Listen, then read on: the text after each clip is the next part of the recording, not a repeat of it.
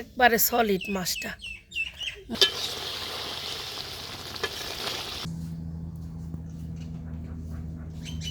আসসালামু আলাইকুম, মিমি kitchen with village ফুডে সবাইকে স্বাগতম। চলে আসলাম নতুন আরেকটি রেসিপি নিয়ে। দেখেন কি নিয়ে আসছি। আমাদের বাড়ির পাশে বারকাটির বিল আছে, সেই বিল থেকে দেখেন আব্বা কত বড় একটা রুই মাছ মেরে নিয়ে আসছে, একদম টাটকা। এটা কিন্তু কিনা নি না, এটা আব্বা মারছে ধর্মজাল দিয়ে। আমরা এই ধর্মজালকে চরক জাল বলি, আপনারা কি বলেন কমেন্টে জানান। আর এই যে দেখেন কি বড়, আসলে মোবাইল হয়তো বা ছোটো যাইতেছে, কিন্তু আপনারা বুঝেন ডিশটা কত বড়, এই ডিশের থেকেও বড় এই মাছটা। এই যে দেখেন কি পরিমাণ বড় মাছটা, একদম টাটকা মাছ। এটা আজকে আমি আপনাদের রান্না করে দেখাবো। তাহলে চলেন যে এটা কেটে পরিষ্কার করে একদম নেই, টাটকা থাকতে থাকতে।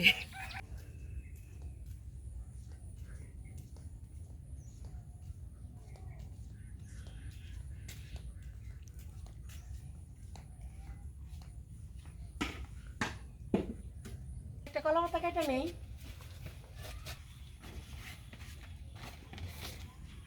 দেখেন মাছটা কত সুন্দর, একদম নদীর মাছ, একবারে সলিড মাছটা। মোবাইলে ছোট দেখা যাইতেছে, কিন্তু আসলে দেখেন কত টাটকা মাছটা।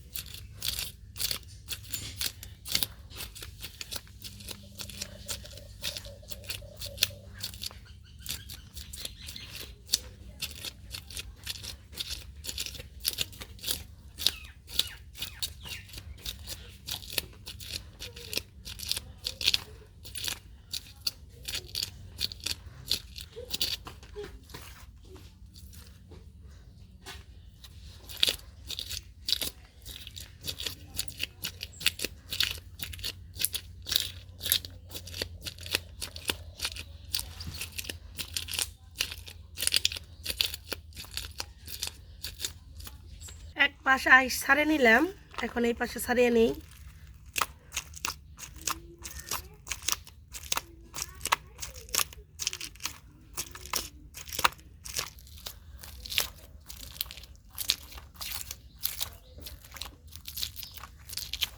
মাছটা কেটে নেই।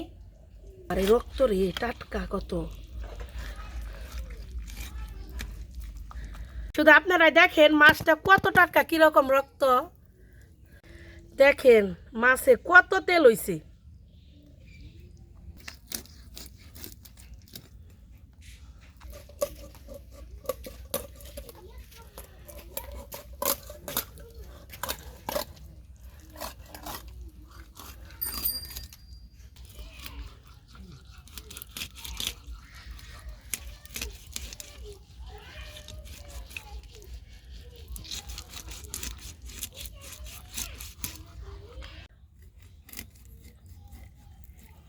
আমি একটু ছোট ছোট করে পিস করে নিতেছি, যাতে ভিতরে মশলাটা ভালোভাবে যায়।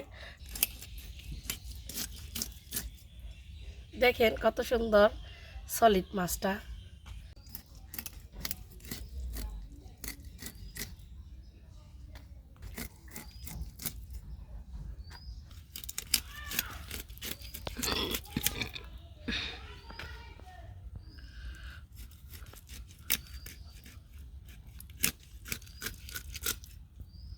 পেটিটা কেটে নিব, কত বড় পেটি হয়েছে।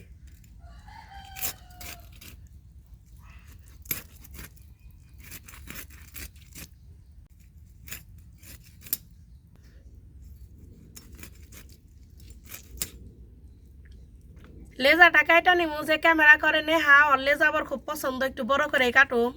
এ জায়গার থেকে খুব বড় করে পিস কাটুম না, ছোট্ট করে একটা পিস কেটে নিই। যেটা নেহার জন্য।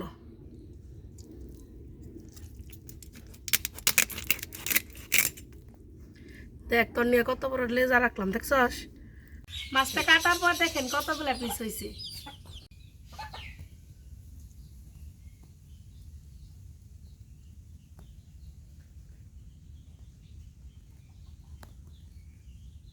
মাছগুলো তেলে উঠিয়া পরিষ্কার করে নিয়ে আসি।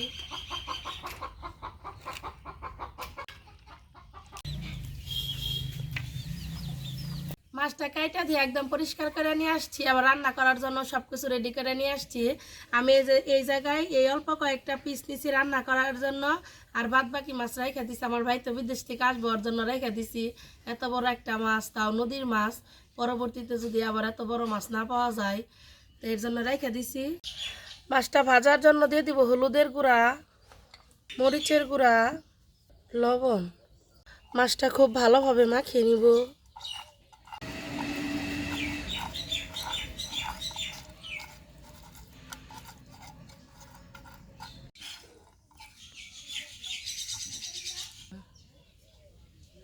রান্না করার জন্য তাহলে সবকিছু কাইটা গুছিয়ে নিই।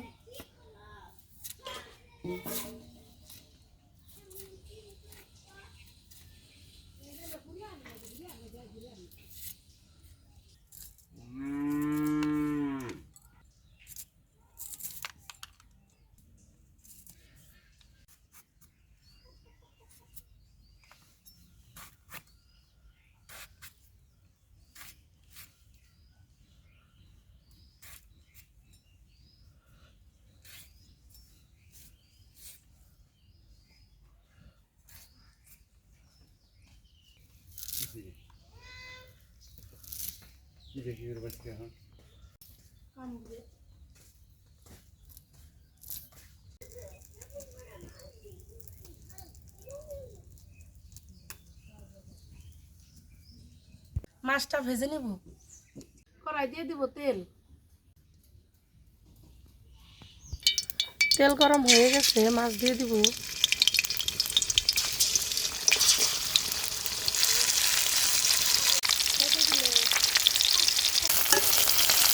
মাছ ভাজি উল্টে নিব।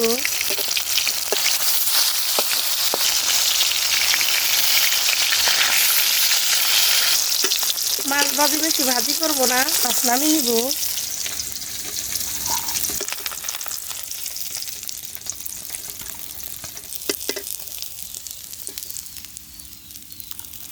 মাছ ভাজি তেলের উপরে দিয়ে দেবো পেঁয়াজ কুচি, কাঁচামরিচ,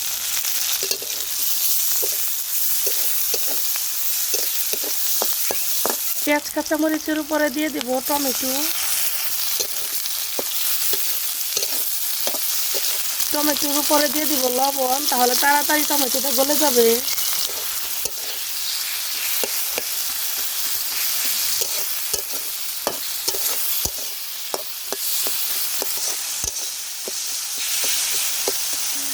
পেঁয়াজ কাঁচামরিচ টমেটো খুব ভালোভাবে ভেজে নিচ্ছি। এখন দিয়ে দিব সামান্য পরিমাণ পানি,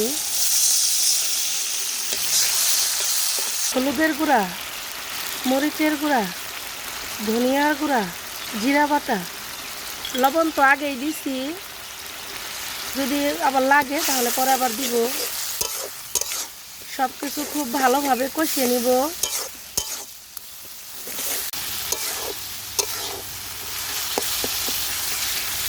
দেখেন কি সুন্দর মশলায় তেল উঠে গেছে। মশলাটাকে খুব ভালোভাবে কষিয়ে নিচ্ছি। এখন দিয়ে দেবো ভেজে রাখা মাছ।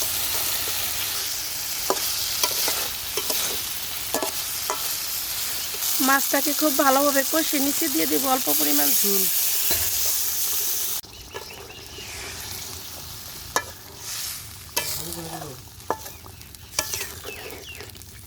ঢাকনা দিয়ে ঢেকে দিব। আমার তরকারি প্রায় হয়ে গেছে, এখন উপর দিয়ে ধনেপাতা দিয়ে দিব। দেখুন শুধু তরকারি কালারটা কত সুন্দর আসছে।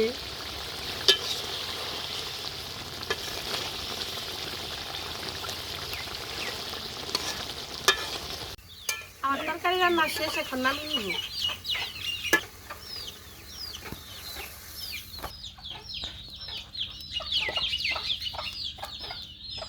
দেখুন আমার তরকারি কালারটা কত সুন্দর আসছে, আর এত সুন্দর একটা গ্রান বের হইছে।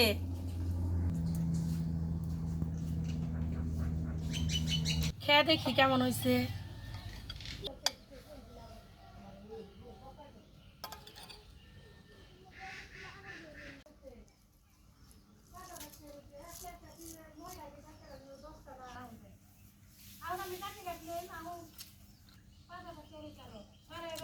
কি পরিমাণ যে মজা হয়েছে তরকারিটা। টমেটো আবার ধনেপাতা, খুব মজা হয়েছে।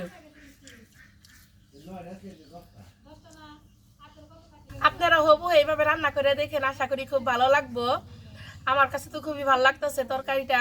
আমার ভিডিও যদি আপনাদের ভালো লেগে থাকে তাহলে আমার Facebook page Mimi kitchen BD থেকে আমাকে লাইক ফলো করবেন এবং আমার YouTube channel Mimi kitchen with ব্লেসপুর থেকে সাবস্ক্রাইব করবেন এবং পাশে থাকা বেল আইকনটি ক্লিক করবেন সবার আগে নোটিফিকেশন পেতে। সবাই ভালো থাকবেন, সুস্থ থাকবেন, আল্লাহ হাফিজ।